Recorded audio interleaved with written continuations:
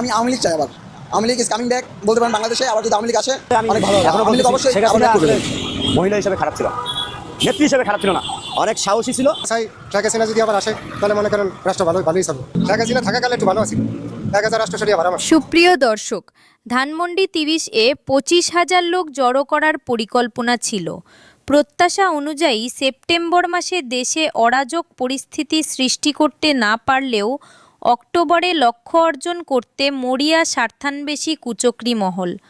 প্রতিবিপ্লব করে ফেব্রুয়ারির নির্বাচন বানচাল করা এবং ক্ষমতাচ্যুত আওয়ামী লীগকে পুরনো চেহারায় ফিরিয়ে আনতে 24-এর গণ অভ্যুত্থানে পরাজিত ফ্যাসিস্ট শক্তি দেশি বিদেশি দোসরদের সহায়তায় অনেকটাই মরণ কামড় দেওয়ার প্রস্তুতি নিয়েছে অক্টোবরে। প্রধান লক্ষ্য যে কোনো মূল্যে অন্তর্বর্তী সরকারকে হটানো।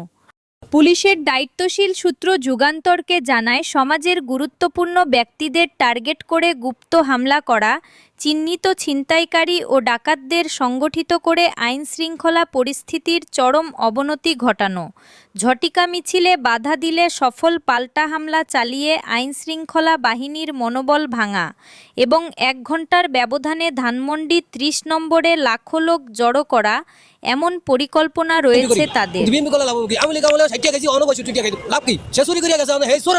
সুপ্রিয় দর্শক, আওয়ামী লীগের ঘাপটি মেরে থাকা অনুচররা এখনও তৎপর। মির্জা ফখরুল।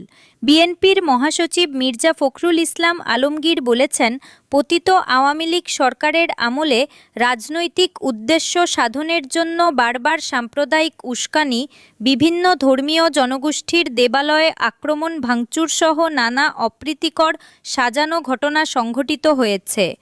তাদের ঘাপটি মেরে থাকা অনুচররা এখনও তৎপর। শারদীয় দুর্গাপূজা ও বিজয়া দশমী উপলক্ষে দেওয়া বাণীতে বিএনপির মহাসচিব এসব কথা বলেন। বুধবার বিএনপির ভেরিফাইড ফেসবুক পেজে এই বাণী দেওয়া হয়।